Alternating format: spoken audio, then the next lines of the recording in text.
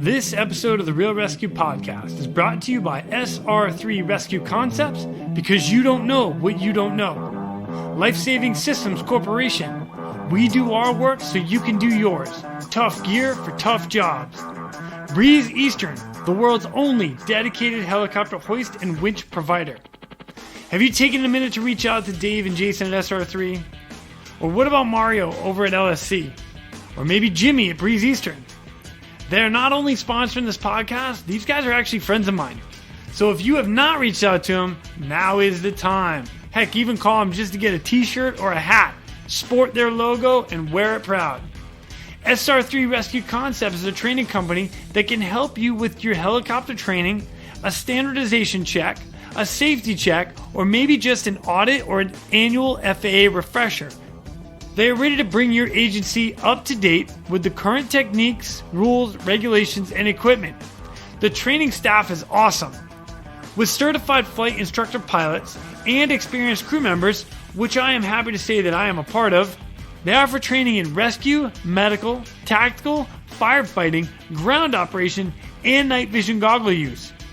SR3 has partnered with Petzl to assist with the personal protective equipment inspection course and the highly specific Lazard, which is used in helicopter cliff and mountain rescue, or like our guys over in Norway who think outside the box, and they used it on a vessel that was pitching and rolling. SR3 Rescue Concepts goes beyond the helicopter world too. They also provide high-angle rescue training and tactical medicine training. Contact them today at sr3rescueconcepts.com and follow them over on Instagram at SR3_rescue. Then we have Life-Saving Systems Corporation. They manufacture the world's toughest helicopter rescue gear. From my favorite harness as a rescueman, the Triton harness, to the rescue baskets and the litters, and of course the most popular hoist in all of helicopters, the D-Lock. The team at LSC cuts, bends, sews, welds, and machines these products into existence every day. As they like to say, we do our work so you can do yours. Tough gear for tough jobs. Check them out today at lifesavingsystems.com and follow them on Instagram at rescuegear, at ResQGEAR. And we have Breeze Eastern.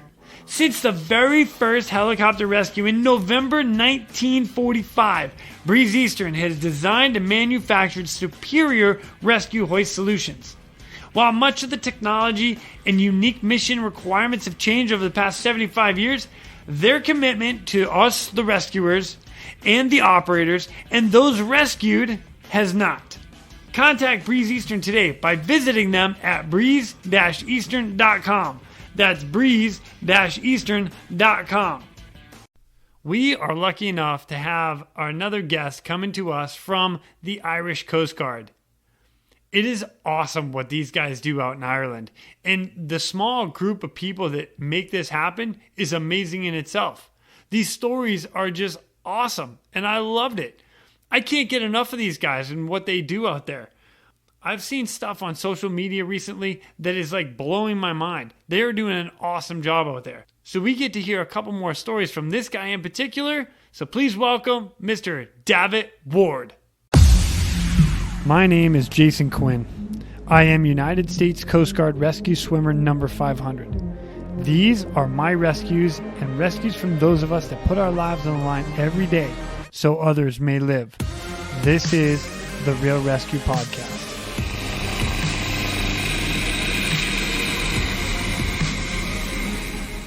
You ready? Over the moon. Over the moon. Let's do this. Ladies and gentlemen, welcome to the Real ResQ podcast. Today I have with me an incredible guest coming all the way from Ireland. And even better, aren't you like around Quinn, Ireland, to make it even better for me? Absolutely, yeah. The address is Quinn. County Clare. Oh, you know what?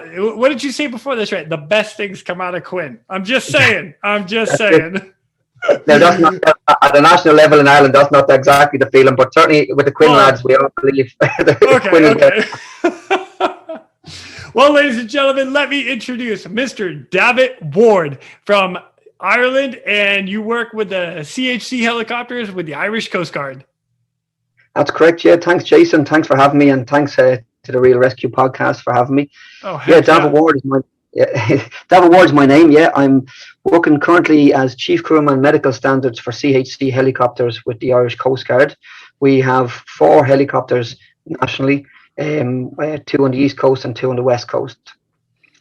My background. Wait a minute. One of them's in Dublin. I know that one because we were talking to Derek. Yeah. Derek. That's right. Derek Everett. And he was talking about being the 115 being out of Dublin. Where are the other 3 aircrafts located? So we have 116 in Dublin, which is where Derek. Sorry, 116. No, I get confused myself. It's okay, and there's only 4 of them. It's all right. And then we have Waterford then coming down onto the southeast coast. And then over in the west, then starting at the north, we have the Sligo base. And then we have our Shannon base, pretty much midway down the west point of Ireland. Nice. And we offer mutual support and overlap into different areas. Nice. Okay. Gotcha. All right. Well, thanks for that. And so give me a little background. I'll take a resume. I like it. Okay. Resume. All right. I'm going to start feeling old now. So I done a SAR course in 1999 as a young guy that was in the army for a couple of years first. So I've over 22 years on search and rescue with helicopters, working initially on an Alouette 3 helicopter, single engine, then a Dolphin, then onto an S61, and then obviously the S92 now. So yeah, pretty much more than half my life now I've been on. I've been doing search and rescue. Nice. That's what I often hear, which brings a smile to my face, is I think I've a greater fear of a day's work than I do of dying.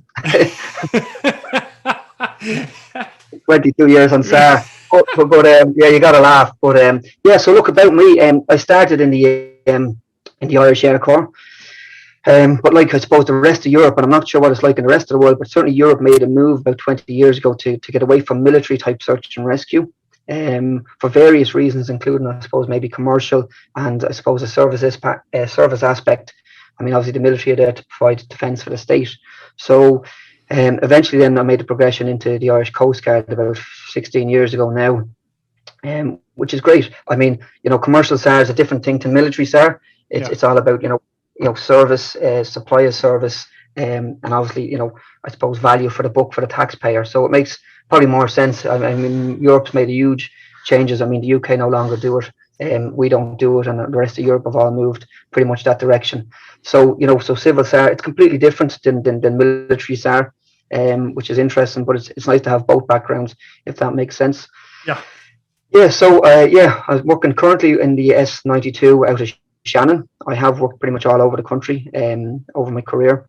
I was based in Sligo for several years on the west coast as well, and obviously then on the southeast with the Waterford aircraft many years ago. So yeah, that's it. I've pretty much, in terms of Irish SAR, I've pretty much worked on most of the aircraft that have been here. I suppose in the early 80s there was a different type of aircraft that I didn't work on. It's interesting, all the different aircraft bring many different types of I suppose challenges. Right. I suppose the one we're working at the moment is the S92, and beautiful aircraft. I have not personally flown on it, but man, that thing is a beast. Yeah, it is a beast, and you know what? It's got plenty in reserve in terms of engine power, capacity for crew. Recently there, only last week, we lifted 7. I mean, that you fit them into a corner of the aircraft. So I suppose the real point of it being there is when there's a tragedy, you send us out. So, I mean, having that sort of capacity in a cab is excellent. Whether you use it or not is not really the question. It's having the ability to use it. Right. So if we had a big plane go down, God forbid, or we had a big ship go down, or you can do multiple lifts. We had our companies in CHC. We were involved in a rescue a couple of, I think a year or two ago, where there was multiple lifts done, and I think a couple of 100 people were lifted over a couple of hours. So it's great to have that sort of capacity in the aircraft. I mean, obviously the anti-ice is a big thing here in Ireland. The weather's pretty, harsh around the winter. So having rotor ice protection is a fantastic capability to have in our aircraft. I know in previous aircraft you might lift a casualty somewhere and have to travel literally low level around the whole coast of Ireland to get your centre of excellence. So you might lift on the west coast, and you might have to either fly north or south, and then obviously circumnavigate the country if you like. And we're only a small country, to be fair, so it's it's not even the size of a decent state in America. So. I don't know. I think it's bigger than where I'm from, Massachusetts. So you got me on that one. Oh, well, your geography is better than mine. I wouldn't have a clue. But yeah, so it's great. It's a fantastic aircraft. Now we can just lift, take on the ice a certain amount anyway, and head direct to our destination once we go high level. So it's an excellent aircraft. It's a pleasure to work in it, and hopefully we'll continue to work in that sort of type of aircraft in the future. Nice. Very nice. So now 22 years doing this job, I bet you've seen some stuff. Yeah, I have. I'm probably blessed like most people in SAR. I kind of compartmentalize it and can't remember any of it. Yeah. Until somebody tells me I was there. That very true statement right there. Yeah. Or like the rest of us, all the awards are in a box somewhere in the garage or the attic. You're like, oh yeah. What I would say, it's interesting. It's a great job. I mean, I love it. I'm probably fit for doing nothing else. I suppose, what I have learned is, maybe 22 years, I still feel I'm very young and I've got a lot to learn on SAR. I think every day is a learning day. I think the day you let your guard down is the day, no matter how challenging the job is. I think if you don't bring your A game, you can get caught out even on the routine bread and butter ones. That's what I've learned. So, never let your guard down. I think with 22 years in SAR, I think you'll agree. I think anyone listening that's done SAR, I've never done the same job twice. Nope. So you can't let your guard down. You can't sit back and say, I've got 22 years done. Because, the bread and butter one will nip you on the arse, pardon my language, and catch you out. So, what I have learned is, don't fall into that kind of, I suppose, trap of thinking stuff you don't know. I think you ultimately have to be alert. Even I found that the routine jobs, actually training is probably one of the ones that can catch you out more than people realize if you let your guard down. Getting into the monotony of the over and over. That is phenomenal advice. And anybody out there that's doing this job, if there's one thing you can take away from this in particular episode right now, don't let your guard down. Like, be on point every time, all the time. So yeah, absolutely. Yeah, totally agree. It's when you think it's routine, it's the routine flight. They're the ones that you kind of make the mistakes. I mean, we're lucky, and I guess it's the same in every SAR environment. We brief if we have a chance to brief beforehand, obviously for a training mission, and certainly a brief for a mission, but certainly our debriefs. What I love about this job is the honesty in a debrief. I think you can gauge a guy in a debrief, particularly a new guy. Yep. I mean, it's all about humility. I think if you bring your ego in, you'll be the door will hit you on the way out. It's just not suited for you. I think humility is the big thing here. I mean, I can tell you, even last week I made a mistake. I think we all, to what degree, they're always usually kind of, thankfully small enough. But I mean, there's always learning points from every flight you ever do. And what I've learned is, while you might do a mission one way, there's probably several ways to do the same mission and do them successfully. So it's, there's not my way is the right way. And I think that's what we've all learned over our progression of our career. Yeah. I'll tell you what, I appreciate you telling me that just now, that you went out and you made a small mistake. I'll be honest as well. In the last training class I was on, I rigged something up. It wasn't improper, but it wasn't to the proper length. And now I'm hanging too low below my patient. And it was a training class, but it was a mistake on my end. And I owned it and I fixed it on the next lift. But that's stuff that you have to bring to the table. And we debriefed that. I said, hey, this is where I messed up. There was nothing unsafe about it, but it was wrong. So good for you for bringing that up. Yeah, it's interesting. The two things you just said there that I picked up on. One, it was a training flight. We just said, it's the training ones that catch you out because it's routine bread and butter. Your adrenaline isn't pumping. You haven't got that heightened awareness. You've nearly fallen into your routine. Yeah. And your routine will nearly get you out of it, is what you think. So, what I've learned is the training ones are the ones that can catch you out more often than not if the environment or the weather isn't challenging. And then that you owned it. I think that's really, really important because if you don't self-reflect, whether that be as a rescue swimmer or winch operator or as a practitioner providing clinical care, the best guys I've ever came across are the guys who self-reflect. Come back, ask the questions, and ask them openly or even privately. But reflect on everything. What could I have done better? And I think that's where you have to be at this game because you'll get found out otherwise. Yeah, you learn pretty quick. Yeah. Oh, that's funny. Well, so now you get qualified, you get all your stuff. I'm gonna move forward a little bit and just ask you your very first SAR case. If you remember it, how did it go? I'm going to be really honest. I actually remember this one really well. Nice. No, but it's actually for the wrong reasons. I'll tell you why. It just shows you the innocence of it all, right? it was. I like this already. This is great. It was around the 2000 mark. It was a trawler job. I was stationed in Sligo airport at the time with a Dolphin helicopter, working as out of there. A call came in around 2 o'clock in the day to an injured fisherman who'd damaged his finger. So we were told, look, we're on standby. We're just double checking they might send us. So he says, great, yeah, look, no worries. We got the call and we briefed it before we went on the mission. We kind of knew we kind of got a heads up. Sometimes you might get a quick heads up, say it's coming in. We're not sure if we're sending you yet. So the captain at the time looked at the weather and said, like, the weather's pretty ferocious out there in terms of a sea state. So we went out anyway. Actually, I think the brief. Actually, what I remember I remember in the brief before we went out. Said, look, we didn't have a dual hoist system in the aircraft, so we had a single hoist. So if there's a problem with the hoist, the brief was, and I remember the words very clearly, was, Davitt, you won't. The P1 says, Davitt, you won't survive the fly in. It was 75 miles out. It was gusting 50 knots. So if you have a problem with the hoist, we won't actually. Generally, if we're close by, we might try, fly into land and put you down. It was, you're going back 20 odd years ago here. Now we've all dual hoists and backup hoists and all that, but we didn't back then. But I remember the brief was, bear in mind, I'm a young lad. I'm full of adrenaline, probably not as clever as I thought I was. And he says, look, if we have an issue with the hoist, we'll sever the hoist. So we'll chop the hoist and we'll drop you down a life raft and we'll get another helicopter out to you. Are you happy with that? And you're 75 miles offshore. yeah, 50 knot winds, and life raft. Right, thinking, I was in the movie yesterday. Yeah, over the moon, and everyone starts laughing, and I'm thinking, geez, I think I've signed up to the wrong course. I thought this was all flybys and high fives. But anyway, I'm joking. But anyway, so so look, fair enough. That's the risk. It's an acceptable risk. Went out. It was an injured finger, and back then, you're in the military, so you're probably, discretion. Back then, it was, go get it done type kind of mentality. You're in the military. It's the military ethos. Let's be honest. We went out. I remember being in the hover. The wind shop that was with me was a guy by the name of Dermot Malloy, and he was in the back with me.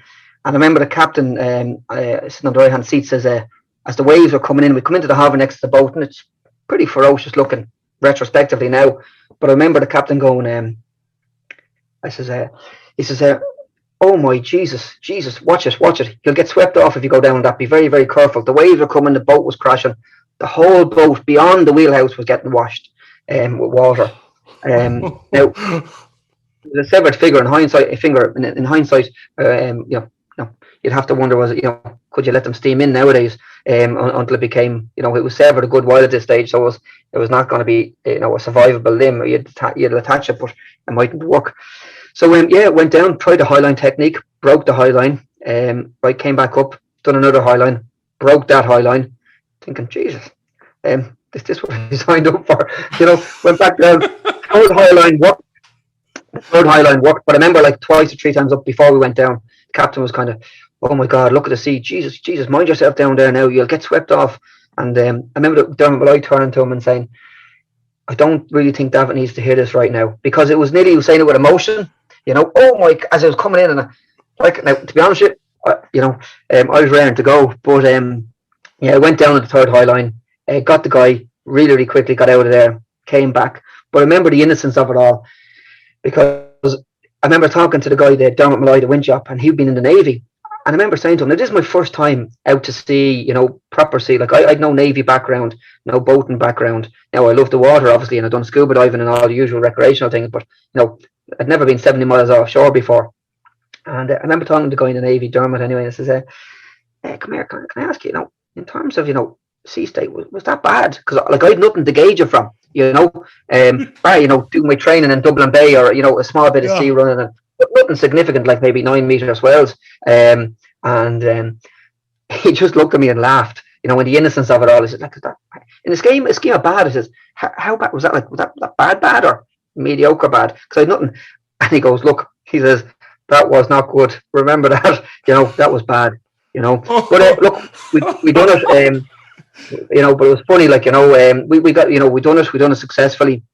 you know, in hindsight now with a bit more time under my belt, you know, would you risk your legs being driven up through your pelvis for a severed finger, you Right. know, on a boat that's pitching like really, really high? You know, there's other ways to skin a cat. You could let them come into a bit closer seas, or let the seas die down, or whatever. Look, there's many options. No, we were happy to do it on the time, but that was certainly my first deck job. You know, and bear in mind, you know, when you get out there, you know, if anything goes wrong, we're cutting the cable and we'll send a life raft down. Yeah. Thanks for the backup. You might as well just send me down a kettle. You might as well just send me down a kettlebell and I'll hold on to it. You know, make it painless, please. But make sure you drop that bottle of whiskey in there too, boys. That's it. But yeah, look, that was the first boat job, and I remember thinking, you know, came back afterwards. Look, you know, it was a great feeling afterwards. You know, I think at that stage, you know, when you do your first rescue and it's challenging, you're pretty much hooked thereafter. You know. Yeah. You are, to be fair, you know. I would have done 10 more jobs the following day like that if I had an opportunity, you know, because you are hooked, and it is a thing that I think, you know, you're nearly there for life when you get in. I don't know what it's like in the US, but we kind of, once you're hooked, and you kind of, most of the guys I'm working with, I'd probably be considered a junior man on some crews, you know. I'm working with guys, you know, 30 years plus, you know, average on SAR, you know. So I mean, yeah, so that was my first boat job. My first wet winch was soon after, if not before, by a couple of weeks. But it was in Tremor Bay, and you know, because I suppose with SAR, there's so many different types of jobs and types of rescues. You want to get a taste or a flavour of them all very, very quickly. You know, whether it be, you know, recovering a body, or, you know, you want to get that experience under your belt, because you're talking in the crew room, you're listening to the guy's experience, but you really need to see and touch and feel it yourself to understand. So I remember doing my first wet winch, and I got a call for a guy who was in difficulty in the water in Tremor Bay. Now, to just explain the geography of Tremor Bay, so basically it's a big long bay. So it's a bay with an inlet that runs behind the sand dunes. So when the tide comes in, there's a huge volume of water that fills up. Okay. And then when the tide goes out, but it's only a very narrow channel. So these two young kids in their 16 I think they were, got into the water, but they swam when the tide was going out. They swam where this big outflux of water was going during the outgoing tide. So I mean, you know, they didn't realise, and they probably hadn't gauged the tide. But I mean, no good swimmer would be able to swim against this, or, you know, it was just from phenomenal body of water going out. So one guy made it to shore. The second guy obviously didn't. He raised. He stayed in the water. The first guy raised the alarm. It was actually myself and Derek, my colleague that was on your show there last week, was the winch operator. Derek, I don't know if we got a chance to mention it. So anyway, he did not talk about this one in particular. So this. You know, if you throw him under the bus right now, there's nothing he can say about it. I just want to throw that out there. Yeah, come here. I'd never throw him under the bus. He's too much on me. But but in fairness, no, his experience was great on the day. So we come along anyway. We see this young fella doggy paddling in the water. So winch down. I'm at a safe height. The sea's fine. There's no big issue with the water. I can see him. I've got my double straps there over my shoulder, ready to go. I'm looking at him, and I'm pointing to him, and I'm trying to get a kind of a gauge of what he's feeling. He looked fine, which was very interesting. He looked grand. I was thinking, no, adrenaline's pumping. I'm thinking, Jesus, this is okay. This is going to work out fine. You know, you got that couple of seconds, or maybe, you know, 20 seconds before you get to him. You're eyeballing him. He's eyeballing you. You're telling him to keep looking at you, you know, and you're maybe shouting a bit to try to get his attention. But he was fully alert in the water. He was doggy paddling, as you'd imagine, literally just little doggy paddle. He'd been in the water probably a fair amount of time. I'd guess him probably. Now, it was pretty much at the end of our runway. We literally had less than a 3-minute flight, maybe maybe nice. A minute and a half. Oh, I mean, yeah. So I mean, it made a huge difference. So I get to the guy, and I put the straps on him. But just as I'm about to put the straps on him, I'll never forget it to my dying day. His eyes rolled on the back of his head. It was like something out of The Exorcist. It just, it was kind of freaky to see, and he just expelled his air, and he sank in front of me. So if you can imagine, like 5 seconds before this, I'm thinking, this is okay. This is going to work out okay. I can do this. This is going to work out grand. And I get to him, and I suppose he had this sense of relief that he'd been rescued, but he literally had it about 10 seconds too early. As I get to him, I'm literally about to put my hand on him. His eyes roll in his head. I guess he expelled his air, because what happened was he literally just sank in front of me. Now, there's no real waves around it. It's relatively all right, small ripple in the water, but nothing big. Next thing what I'm explaining now is probably, I'll take about 3 or 4 minutes to explain, probably happened in the space of probably 10 or 15 seconds. Okay. But next thing I know, I'm the strap, our floating strap is literally on the water, where he was meant to be, and his hair is just waving underneath by about 6 inches. Now, he came from a kind of an Amish type community. He very, very long hair, shoulder length hair, which would probably be, wouldn't say strange, but not all that common for young kids anyway. So I remember looking down at the strap. The water's pretty clear, and about 6 inches underwater, his head and his hair was waving. Thinking, Jesus Christ, what am I going to do? How did it go pear-shaped so quickly? It was all going great 10 seconds ago. But he also got a sense of relaxation that he was rescued, and he'd pretty much been at the tether of his ability to keep going. But I mean, I really could have done with him hanging on there 10 seconds. So anyway, as you know, Jason, they don't always work with you. So I remember looking down and thinking, geez, what am I going to do?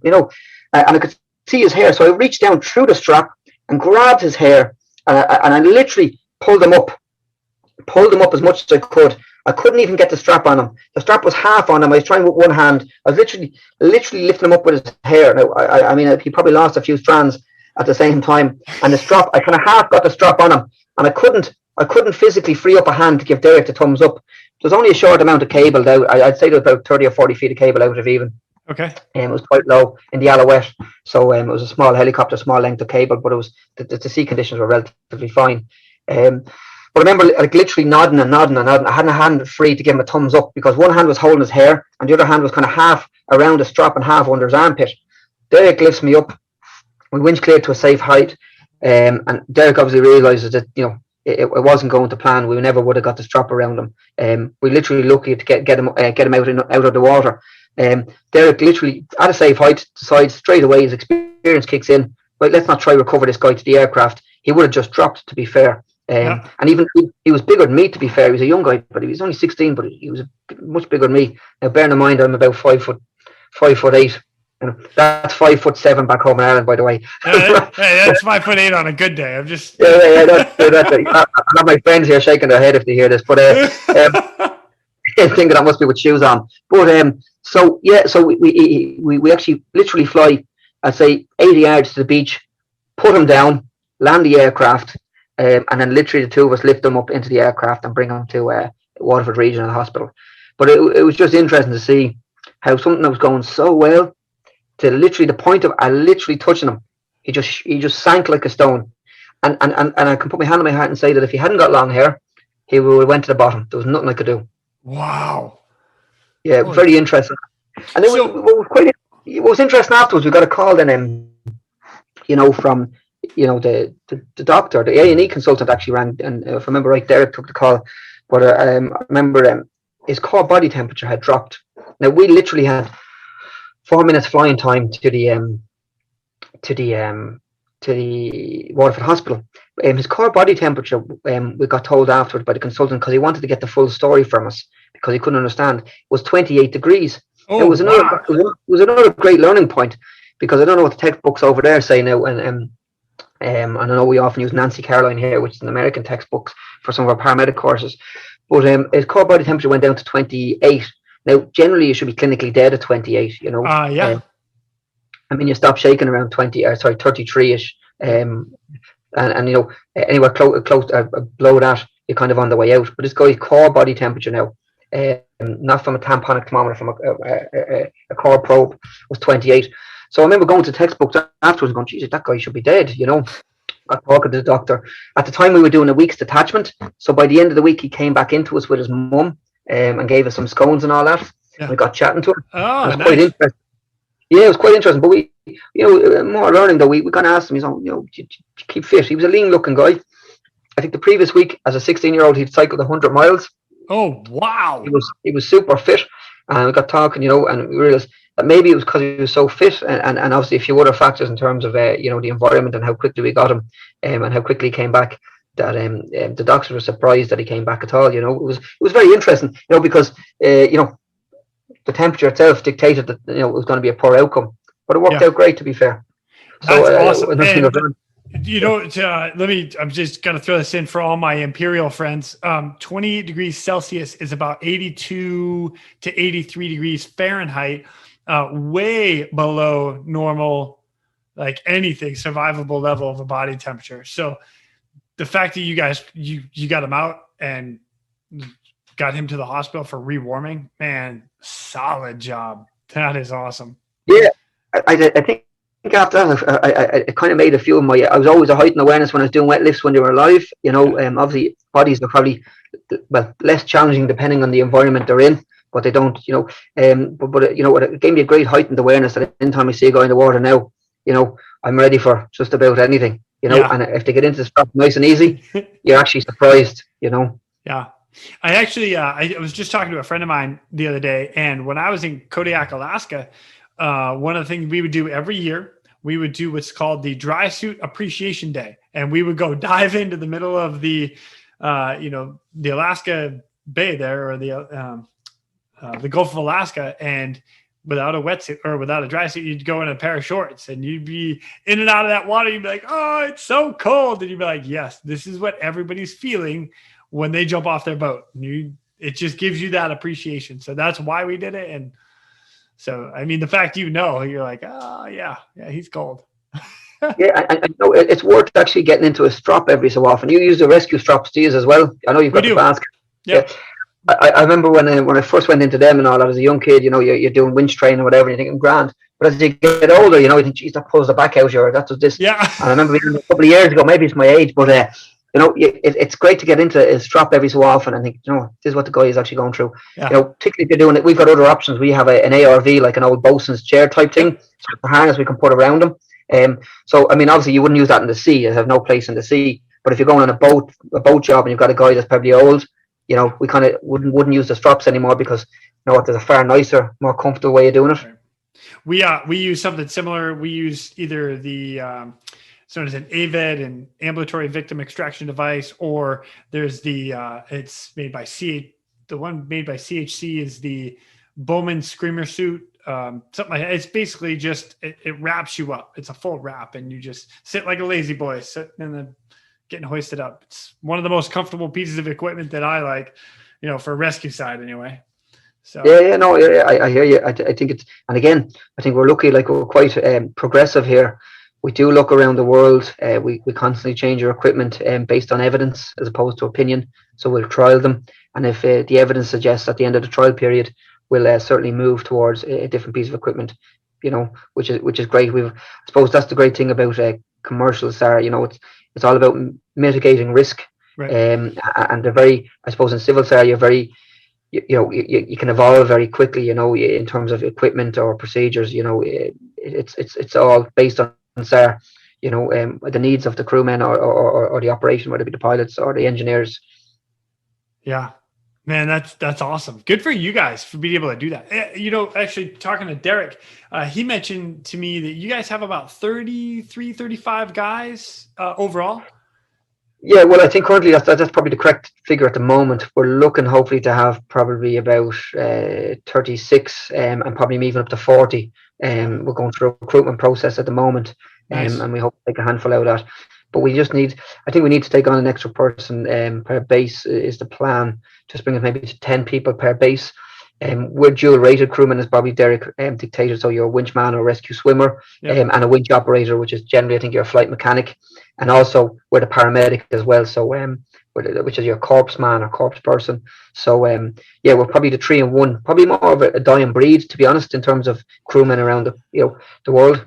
Yes, that's very true. There's a lot to get the trifecta, as I like to call it. The hoist operator, rescue swimmer, and paramedic is a slim to none. It's a very slim picking out there for something like that. So, but what I have to say is, I mean, we spoke before, and I think it's important to mention. I mean, I was a winchman for 10 years, and I was pretty good. I was confident. Lots to learn still. But I remember when I became a winch op, I realized that I was actually going to be a better winchman because of it.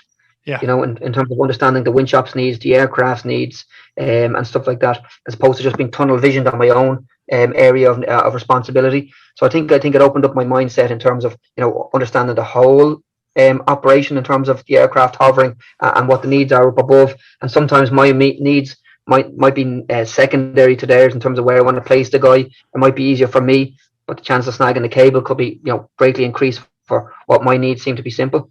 Right. No, I totally agree. And when I became a hoist operator, as you guys like to call it, winch operator, Yeah.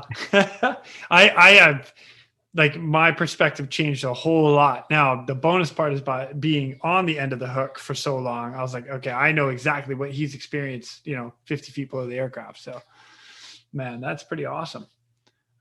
The other thing I kind of mentioned, you were talking about gear and training and whatnot, and being able to adapt to new techniques and new equipment. With only having really 30 guys, that's like, I'm going to call it easy. I know it's not easy, but it is easier because you don't have to train 5,000. You're not training an entire regiment, and when you talk about implementing something new and training everybody to be able to do the same, that tends to either cost a lot, take a lot of time, or you miss people. And that's how things happen. With you guys being such a tight group, I imagine that would be, you implement a change and it's within everybody within probably 30 days. Yeah, I think my role is chief crewman for medical standards nationally. So anything clinical is my responsibility. Just to give an example, we looked at chest compression devices. We looked at two. Ultimately, we done a trial period on both based on our needs, and the evidence just dictated that we would choose the autopulse chest compression device. It fits in our 404 stretcher. It's a very simple device to use. Anyway, for me to roll that out, literally it took nationally probably about 4 weeks to roll out for everybody to be trained. I train our 4 trainers around the country, and then they train the guys locally at a base level. So it was very, very easy to do. And you're right. It is a small number and it is a workable number in terms of getting progress done quickly. That's not to say we don't have our challenges sometimes. But yeah, in terms of numbers, it's a lot easier. Man, that's great. Like, the advantage of being small. Yep. Yeah. Like another example of that would be we were the first, I think, in Europe and certainly in Ireland and the UK to use methoxyfluorine, the Pentrox green whistle, which was used. You see it on Bondi Rescue. It's a little plastic kind of green whistle type thing. Oh, okay. Methoxyfluorine is the medication's pain relief. That got licensed in Ireland and the UK. It was a European license done in the UK. I spoke to the people involved in the pharmaceutical company that got the license. We literally had it done and dusted before, I think maybe a year and a half, 2 years before the ambulance service nationally had it done. Wow. We can move very, very quick. Again, we're all regulated with the Pre-Hospital Emergency Council, and with their blessing, and obviously our medical director, we moved to use this drug. But it was very interesting because we'd be going to an A&E and we'd be handing in this, just this green whistle, this plastic tube, if you like, that they inhale. It's a great drug, and it works good. Most of the times I've used it, actually all the times I've used it, it's worked really, really well. And next thing, the ambulance or the hospital staff going, "What's this? What are you doing?" Be like, hey, let me catch you up. Yeah. So we had this little card that was printed by the manufacturer just to let people know. It was like an information card for either receiving hospital staff or ambulance staff. And then, a year and a half later, everyone was using it, and it was no longer a fuss. But we could implement that really, really quickly. Again, you're talking maybe 4 to 8 weeks nationally. Man, that's awesome. For like patient care, killing the pain. What else do you guys carry for drugs? Like for pain medication? So pain medication, well, so in Ireland, you have 3 practitioner levels. You've got EMT, yep. You've got paramedic, and then you've got advanced paramedic. Okay. So our contract is for paramedic practice. And we have recruited advanced paramedics, and I personally got our advanced paramedic license. So any of our what we call APs, they practice at that level. Well, actually, we're just rolling it out at the moment. So I think in a northwest base at the moment, they're practicing at a higher clinical level. We have a few to roll out down the southeast. But our paramedics is the standard required by the customer. But we have done, because of the austere environment that we work in terms of patients' clinical care, we are the only paramedics, to my knowledge, that actually have morphine at our disposal. So it's a controlled drug, obviously, and we morphine for pain relief. We are looking to progress into the likes of fentanyl at the moment. Again, we'll see what happens or what comes out of that. But we are quite progressive. We're generally ahead of the pack in terms of move forward. Fantastic. And I assume you guys are holding all the standard ACLS drugs and PALS. Yeah. I could read them all off you, but I'm probably boring the listeners. Well, the general public may not know. So ACLS, the advanced cardiac life support, that's all the drugs to when you have a heart attack, but we're bringing you back. Boom, baby. Well, for us, anything that the paramedic in Ireland would carry in an ambulance, we'd carry. In addition to that, we actually carry bronze syringe pumps and an Oxylog 3000 ventilator as well on our aircraft. Wow, nice. For inter-hospital transfers. But generally speaking, they're already on a vent anyway, but we have it there anyway, if they require it. So it's gone. So we are quite progressive in fairness, and we are always looking at things. So look, I think if you came back to me in a year's time, I'd probably list off another few things that we've done outwit of the standard that we're required to provide, which is great. And that's usually working in commercial SAR. I think CHC really understand the patient needs and are happy to progress based on on the patient's needs. So it's great. I have to say that working with CHC now 16 years. And anything we've looked for in terms of patient care. I mean, I remember when we were looking for the auto pulse, the chest compression device, we'd literally come back from a vessel. I think it was the QM2, the Queen Mary 2. Okay. It's a ship of the QE2, and we'd done CPR for about 55 minutes in immersion suits. Holy fuck! Yeah, I remember getting to A&E and thinking, treat me first. Don't mind. Well, all right. So what was that call? They just call comes in, heart attack. Yeah, it was just a standard call. In kind of an elderly patient with kind of clinical issues, and we went out anyway. But long and short is, it didn't bode very well. But the chest compression device would have been a beauty to use there. Yeah. But I remember that was the crux of the case to put forward. Say, look, it's not practical to expect two guys to work to a point of physical exhaustion. You're wearing an immersion suit, and our immersion suits are quite heavy. We're wearing a life jacket. You're thinking, holy God, when you get to A&E, think, Jesus, what about me? But I don't know if you use chest compression devices, but I know this is going to sound a wee bit odd, but I think the funniest phrase I heard when and I don't mean to be blasé or facetious, was when we done an arrest, somebody said to me, that's the freshest I've ever felt after an arrest. I mean, it was literally like you felt like you were doing nothing because the device works so well. You're pretty much managing ventilations and shocks and watching the monitor. So it just frees up the physical activity. Yourself with a cardiac arrest of any sort. It's generally very, very physical.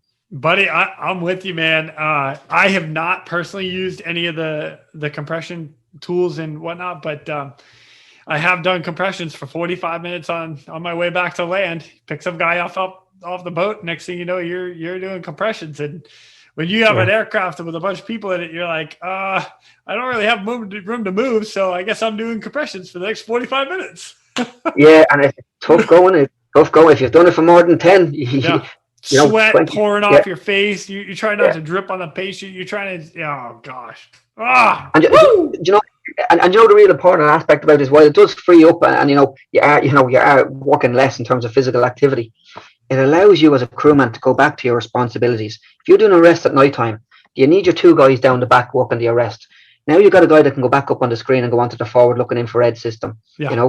Start backing up the maritime maps with the pilots. It frees up in terms of offering. Well, it's a huge benefit to the casualty. And a huge a benefit to the practitioner in terms of not having to use physical exertion.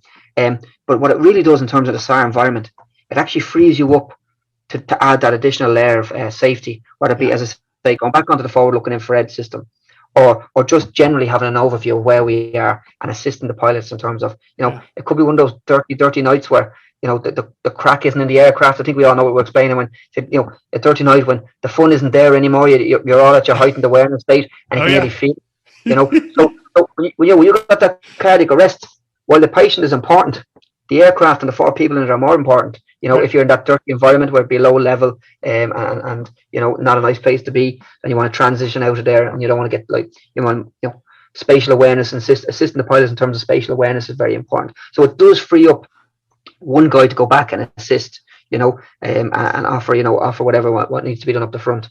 So yeah, it's great. Which brings me on to, I suppose one thing, and I'd be interested to see your thoughts on this, about gut instinct. What I've learned is, right, and I can say this for certainty, that I guarantee you and any of your listeners that gut instinct isn't in any of your SOPs or any of your operational manuals. Gut instinct, baby. You can't bottle it, and if you could sell it for a fortune. But it's not in anything. It's not in anything written down in terms of operation manuals or SOPs. But it's definitely something I've learned to trust. I am on board with you, and I will agree with you to its fullest, because there are some times that you get on scene or you're dealing with something, and you have to make that decision, that gut instinct. This is what we're going to do. And, I've actually talked to other guys about it, where it's, you see a deceased person in the water, they're not alive. Do you continue a search for possible to find people that are alive, or do you pick up the dead guy that you see right there? That's a decision you have to make. And what's the gut instinct? Well, the guys haven't been out there long enough. They could be in the water. They have a chance to survive them. Let's go get them. I'm on board with you.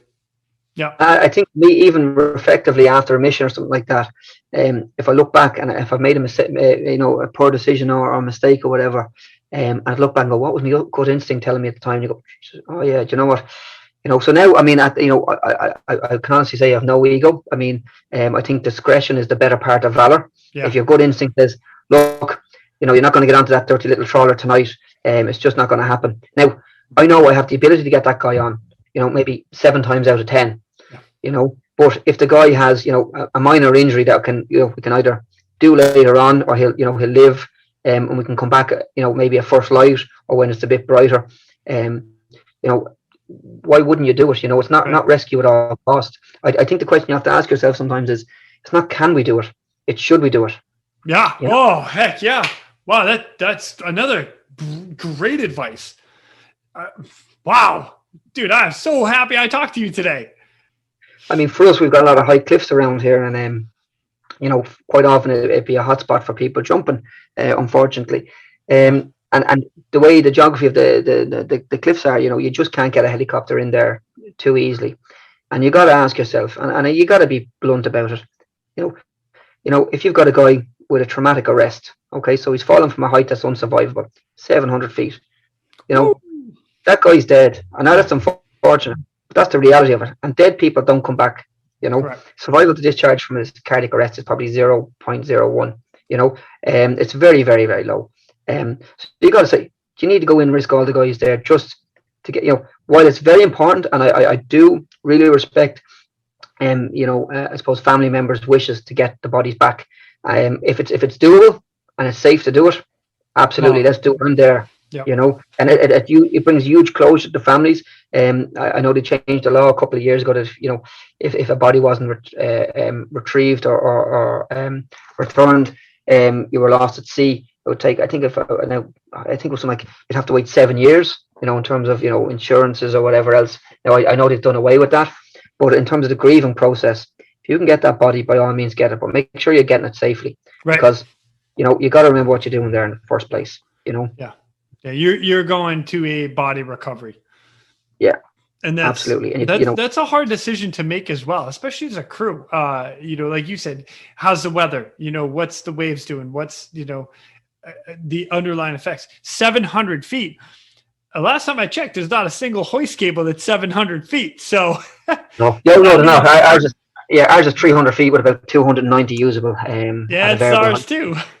Yeah. So yeah, look, we'd have to come into a low hover, and then what you've got is you've got nesting boards in there, and you got to think, what is there a better way to do business here? Look, let's come back in a while. Let's put a boat out. Let's see, and a boat might be the best option too. Right. If you wait a while, it might just float. It could float out and make it really, really easy just to go down and get it. But I think you got to be mindful of what you're there for. Yeah.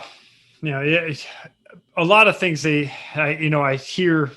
More, especially on the civilian side of things, is and this is unfortunate. And for anybody that's listening, it's not the total mentality, but you have to understand where we're coming from. And that is, their emergency is not our emergency.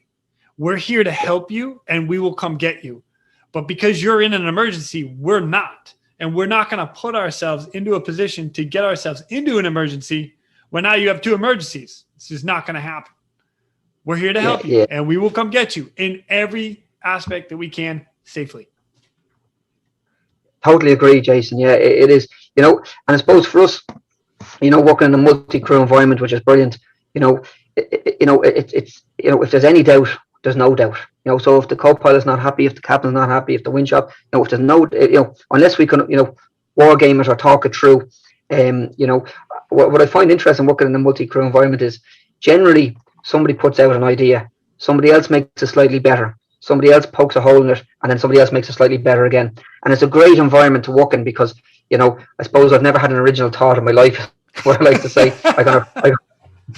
Probably a nice way of saying it. But, in a crew environment, it's great because, when there's no ego involved, and there generally never is, you can go, oh, I think we'll do X, Y, and Z. No, David, no, we won't do that because of this.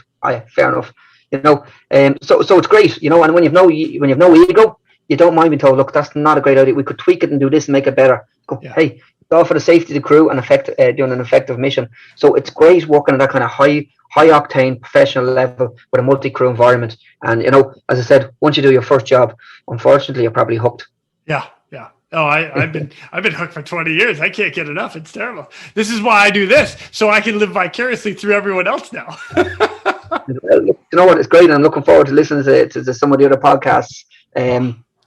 But again, for me, I would say training is where I find sometimes the biggest risk can be when you're training with equals as well. So you can kind of relax, and it's when you ever so slightly take your foot off the gas, it come back and bite you. So I mean, if you take nothing from this, just slow it down when you think it's going well.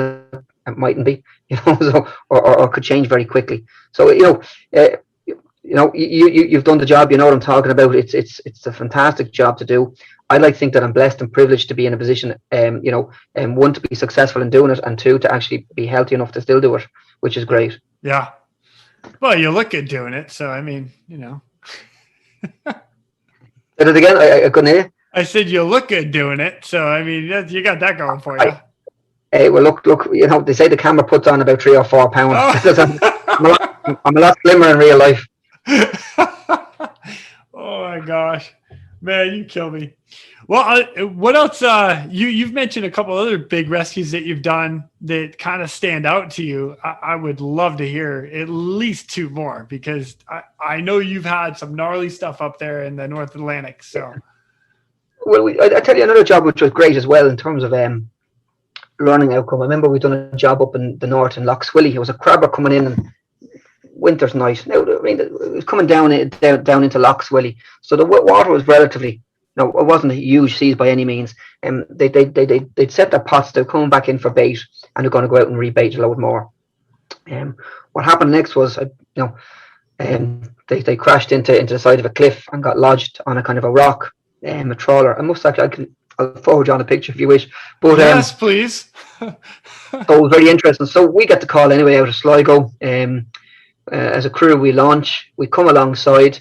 The boat is actually probably about 15 feet away from the cliff edge. It's a small trawler, and it's actually sat upon a rock. So crashed. It was actually sitting on top of a big rock as well. So you could actually see it kind of listing left and right ever so slightly. So we came along. It was pitch dark. We were in the S61 helicopter at the time. The winch up was a guy called Gavin Plale. Me and Gavin had trained together in our initial SAR training, and I was the winch man. We come along anyway, and the way it was in a precarious position, and it was a dirty night. And I remember Gavin saying, "I can't see the tail. Like, it was that dark. We couldn't see beyond the tail, if that makes sense. So we couldn't clear the tail to move in overhead. Now, to effect a mission, even with a high line, we had to go in close enough to the cliff that we could have actually contacted the cliff. So we sat in the hub and we said, look, so he's not happy as the winch operator. No one's going to talk anyone that's not happy into something doing something they're not going to do. So we moved out to the left a bit. I remember getting on to check the tides. We realised the tide was going out, so they were sitting on a rock. The tide was going out, and it was only going to, it was going to get safer. If we waited 3 or 4 more hours, we were going to get first light. We just couldn't physically work out the geography of the cliff, but we knew we'd have to get really, really close. And when you couldn't see it, we just couldn't be certain, and we didn't have NVIS, night vision goggles. So we said, look, the tide's going out. There's a Coast Guard team on top. We can go to the nearest airfield, which wasn't too far away in Carrickfinn and Donegal. We can sit there until literally we can replan to be back there at sunrise, which was about 3.5 hours away. So literally go back, get a cup of coffee or two, and go back out. If the situation changed in terms of got more precarious, we could launch straight away, be there within 15 minutes. Nice. But we literally couldn't get there. And when I send you the picture, you'll understand why. But we got there about 3.5 hours later. The tide was obviously going out, so it was always getting safer. Well, we would hope it would always get safer for the boat, because we realised that the rock that we were on, which we could see because we could shine our torch on it, was quite large, and they weren't going to come off at any time soon with the tide. So we came back about 3.5 hours later, sunrise, and they were still there, and it became much clearer that we were never going to do that job at night time without understanding fully the dangers around us. So we highlined, I think, 7 guys off in the end. What? I'll send you the before and after pictures. When the tide came back in, it washed it and it just sank on its spot. Oh my gosh! It was actually interesting, but it just shows you not to rush in. We could have probably done it, but we weren't certain it was safe. So we stopped everything, slowed it all down. Says, look, let's think about this logically. They're all safe right now. While it's rocking a small bit, it looks all right. We can see it's lodged quite high onto a rock. If the tide is going down, there's a good chance that might just stay there. And it did. And we said, look, we don't have a carte blanche on good ideas, or something we can't read into the future. So we said, like, it could change, and we're ready to respond if it did change. But right now we need to be certain that we can get in. The pictures was paint the picture better than I can describe. But we came back, we done it. It was relatively easy. Highline 7 of them off, and off we go. There was a great photo there taken in the aircraft. Yeah. There was one guy not smiling. There was one guy not smiling in the photo. Is probably the best way to say it. Man, wow, dude, it was awesome. Yeah, but even like to see that, within 6 hours of a completely different. But it's when you think about it, we had no one person had a great idea. There was the whole crew, and we sat down. We went out to a safe area. We hovered adjacent it. We sat and we discussed it. What's our options here, guys? Oh, I think this. I think that. I think that. Right. And we formed it. It was a great moment because everyone had input into it, and we came out with the decision in the end. And I mean, for me, that probably epitomizes SAR when you got 4 great guys working in tandem together to make the right decision. Absolutely. Oh man, that is brilliant. Gosh, dude, I want another one. Come on, baby. I'll have to get a box of tissues if I remember any more jobs. I usually don't remember them. We got a call from our Sligo base, and it was kind of a strange call. It was different than our normal calls in terms of the controller was talking to us, and it was kind of they wouldn't give us the name of the vessel. Not that they wouldn't give it; they didn't have the name of the vessel, but it was a British military kind of vessel. We're told. What we were told quite clearly was to call it surface vessel. Was the only word we were told to use. Surface vessel. We got out there. Was a good bit way out west. We were given a lat long to RV, so a rendezvous point at a specific time, and the vessel would surface. We worked out it might possibly be a submarine at this stage when they said the vessel would appear for us. So but nobody was really saying, like, I think it was more on the UK side, it was probably a bit more hush hush. We wouldn't, in Ireland we don't have any submarines, and we have a handful of boats, and we're a defence force. We're not exactly a military in terms of we're neutral. Yeah. So we went anyway. It was very interesting. So there was a trawler in our way, and we were trying to get the trawler directed out of the way of our RV point. He was trawling directly towards it. He wouldn't actually come on the radio. We called him several times. Now this is just like sunrise at 4 a.m. or something like that off the west coast, and we keep calling. We zoom in. We get the we get the identifying name of the trawler that was going to be in our way. He was within about 2 or 3 miles of us. Wouldn't answer. There was I think it was a Nimrod from the UK, doing top cover for us. We're having this big issue with this trawler that wouldn't communicate with us for whatever reason. Now, that could have been genuine; they couldn't have heard us, whatever. What happened next was the fixed wing aircraft that was doing top cover flew really, really low. Now we tried to raise them about 5 or 6 times. We got different methods. We got our controlling station back at base. The Coast Guard actually tried to contact them on channel 16. We've done loads of ways. We couldn't raise them anyway. Before I finished, then the Nimrod, if I remember correctly, flew at low level, and to put it mildly, he woke them up. And then we established comms with them and said, look, you're in the middle of a rescue, you're in the vicinity of a rescue that's about to be conducted. Could you vacate the area immediately? They did, in fairness, respond, but it took about 20 minutes to get them to listen to us. Because of the Nimrod, I think they flew low and close, and I think they woke them up. But then out of the blue, then this submarine appeared from underneath the water. And I actually have some footage of it. I'm no submarine expert, but the conning tower, I'm guessing, is probably about 30 or 40 feet. But when it rose and it was wallowing, I mean, at one stage the wave actually broke over the conning tower of the submarine. Now, wow. When it came up, the water wasn't too bad. It was rough enough, but it wasn't too bad. And it was very stable once it came up. I just think when it initially broke surface and disrupted all the water, there was this huge wave that came over, and oh, Jesus Christ. But and then, I mean, I might be small, but I'm probably as wide as I am small, and there was a small hole there as well. And I'm thinking, you know what? Again, I'm no engineer. But I was working out the maths here. Am I the right man to go down here? I could get stuck. Yeah. So they surface anyway, and they get the deckhands to assist us with a high line, and basically high line right into probably about a 2.5 foot by 2.5 foot hole in the top of the conning tower. Went down into the submarine and assessed the guy that was down there, and actually he was pretty stable, to be fair. He just had a kind of probably some sort of medical issue, and winched him out of there. And I actually went, you know what, it went very, very smooth in the end. But the Highline boys came back in, but there was some great footage that came out. But it just shows you just don't know where you're going to be. You go to work, you never know where you're going to get to. Yeah, I think we all spend loads of time. Yeah, we spend loads of time looking at what we're going to eat for lunch or dinner. We know it's like an old folks' home in there. You bring in your sandwiches or whatever, and I think, Jesus Christ, you could be not eating for 12 hours, or you could be having lunch at the south of Ireland, and you could be having dinner in the north of Ireland. You just don't know where you're going to end up. Just you don't know. Great.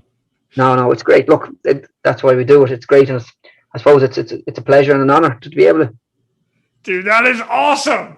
Oh, I love it, man. I love it. Well, thank you for sharing that one. That's pretty gnarly. Yeah, no worries. You're more than welcome. Yeah, look, it's vast and wonderful, isn't it? It is. It is indeed. Oh man. You know what? You mentioned something offline about a fire. Something where you had a fire, a boat on fire, or something like that. Oh yeah, I've done a few vessels when they go on fire. Oh man, come on! You're killing me. This is great. It's never very nice. Actually, I'll tell you. Probably a lighter-hearted one. There was maybe a couple of years ago, maybe about 15 years ago, 16, 17 years ago. There was a game show. It was a TV program in the infancy of reality TV. Irish television launched this program. It was called Cabin Fever, where it put these kind of contestants onto a yacht, and they'd sail around Ireland, and it'd be like a TV show, fly in the wall type thing. And ultimately, when they went up towards Tory Island up on the northwest coast, they crashed into a sandbank. It was a wooden hull vessel. It was very interesting. And I mean, I wouldn't have an engineering background, but I kind of am a logical thinker. I'd like to think anyway. If it's wooden hull and there's no sealed compartment, there's only really one option over a period of time, Yeah. But went down onto the boat and brought down a pump. And I said to the guys, we brought down a marine pump to pump off the water. I looked down the stairwell, and you could see the water was floating up, about 2 steps left that I could see visibly. Oh, man. I said, look, you got to abandon ship, And no. It's, look, I'm no engineer, but unless you've got sealed compartments here, this ain't refloating. And I think, I suppose I could mention another 4 or 5 jobs that are similar to this. And to the point when you're talking to a crew and they're in denial, whether it be a casualty, I've had it with guys, jet skiers in the water when the jet ski conks out and they're drifting offshore and there's nobody else to come. And you're having these discussions with the guys and you're saying, look, and you're trying to be nice and say, look, there's one outcome here. And you have to, I suppose, choose your words carefully and explain to them. It says, look, I'll let you try, and it's important not to be too, it was very safe. I said, look, this ain't refloating. This is going down. It's a matter of when, not if. Yeah. Look, we'll go back into the hover. We'll wait for you. And sometimes there's a bit of pride involved, I mean, coming to terms with, your vessel is going to sink. There's pride, possibly ego, I don't know.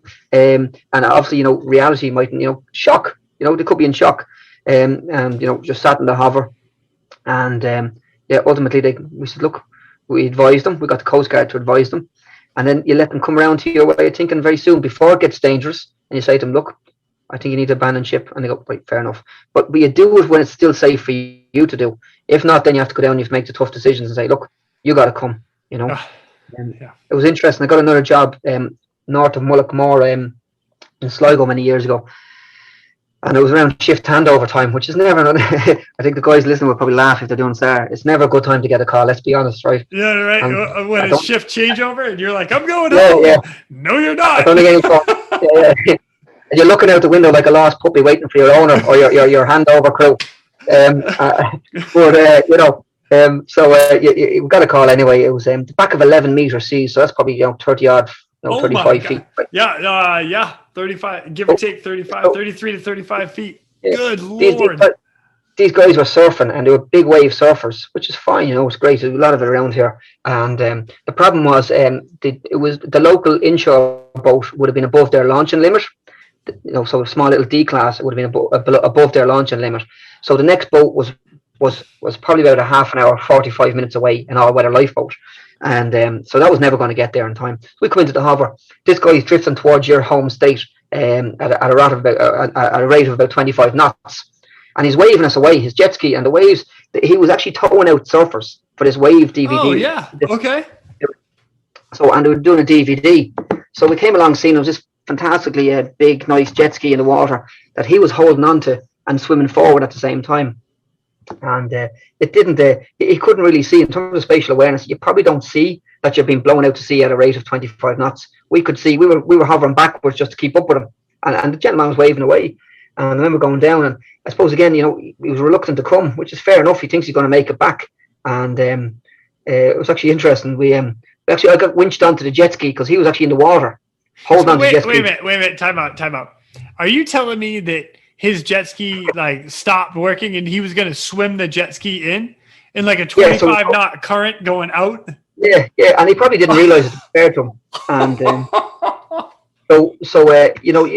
you're going down, and I said, like, look, you could winch me into the water, and then we're, as you know yourself, when you're in the water, you're both struggling to kind of keep upright and all that. But the jet ski was a 2-seater jet ski, so I said to the winch up, any chance you could put me onto that jet ski? He goes, yeah, no problem at all. So I sat in the jet ski while I was talking to the guy, who was shouting at the guy. And when I say shouting, I mean verbally just talking loud as opposed to actually shouting at him. Trying to communicate and said, look, you got to come. He goes, no, I'll be grand. And I actually explained, look, you're heading to America. You just don't see it. And you probably don't have your passport with you, so they're not going to let you in.